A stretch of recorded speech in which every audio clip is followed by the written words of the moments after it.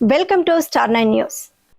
తిరుపతి జిల్లా నాయుడుపేట బజార్ రోడ్డులో నందు ఇటీవల కాలంలో సుప్రీంకోర్టు ఆదేశాల మేరకు మున్సిపల్ కమిషనర్ శ్రీనివాసరావు ఆధ్వర్యంలో సంచార జాతుల వ్యాపార దుకాణాలను తొలగించడం జరిగింది.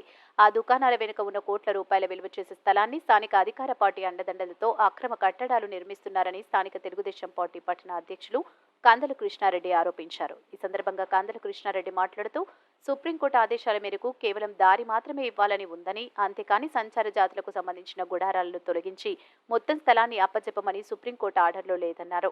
దీనికి సంబంధించి ఈ రోజు కమిషనర్ శ్రీనివాసరావుకి వినతి పత్రం ఇవ్వడం జరిగిందని, ఇకనైనా కమిషనర్, కౌన్సిలర్లు స్థానిక ఎమ్మెల్యే కలగజేసుకుని అక్రమ కట్టడంపై తక్షణమే చర్యలు తీసుకోవాలని, లేదంటే భవిష్యత్తు కార్యాచరణ ప్రకటిస్తామని, ఆందోళన ఉధృతం చేస్తామని ఈ సందర్భంగా ఆయన అన్నారు.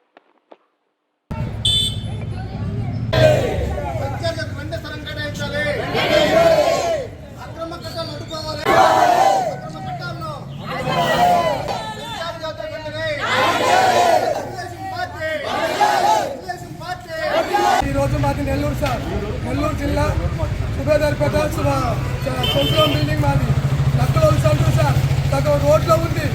ఆ జన్మలకు వచ్చి ఈ జన్మల వాళ్ళ లక్కలోళ్ళని ఎవరు ఒక మాట అడిగి లేదు. కనీసం ఈ నాయుడుపేటలో మాత్రం ఈ విధంగా మమ్మల్ని హింసలు పెట్టారు సార్. అది కూడా కాదని ఐసార్టీపీకి మేము ఓటీసీ గెలిపించాం. ఇదేనా మరి చర్చ న్యాయం? మీరు కందల కృష్ణారెడ్డి, తెలుగుదేశం పార్టీ అధ్యక్షుడిని. నాయుడుపేట పట్టణంలో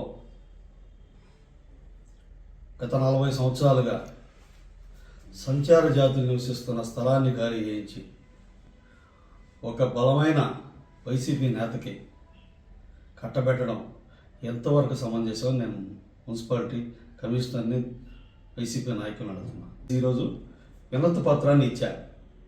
ఏం చెప్పాడంటే, వెంటనే అది ఇచ్చింది కాక, వీళ్ళని తరివేసింది కాక, అక్రమ కట్టడాలు అసలు అప్రూవలే లేకుండా, మీరు అనుమతులు లేకుండా, మున్సిపాలిటీ అనుమతులు లేకుండా అసలు ఎక్కడన్నీ కడతారు?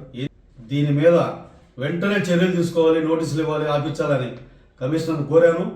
లేదంటే రేపటి నుంచి భవిష్యత్ ప్రణాళికని తెలుగుదేశం పార్టీ తీసుకుంటుంది. ఎమ్మెల్యేకి ఎంత ఉంటుంది, వైసీపీ నాయకులకి ఎంత ఉంటుంది, కమిషనర్కి ఎంత ఉంటుంది, పోలీస్ వ్యవస్థకి ఎంత ఉంటుంది? సంజీవ్ గారు మీరు గెలుస్తారా? నాయుడుపేట అంతా నవ్వుతున్నాను మిమ్మల్ని చూసి. 40 సంవత్సరాలు ఆగిపోయాడు సంజీవ్, ఆపలేకపోయాడు. సంజీవ్ డబ్బులు తీసుకున్నాడు, సంజీవ్ అమ్ముడు పోయాడు అని మాట్లాడుతూ ఉన్నారండి బజార్లో. అక్రమ కట్టడం ఎందుకు ఆపలేకపోతున్నారు మీరు? పర్మిషన్ లేకుండా కడతా ఉంటే మీరు చూస్తూ ఎందుకు అమ్ముతారు? మున్సిపాలిటీ కమిషనర్ కానీ, ఎమ్మెల్యే కానీ ఎందుకు చూస్తున్నారు?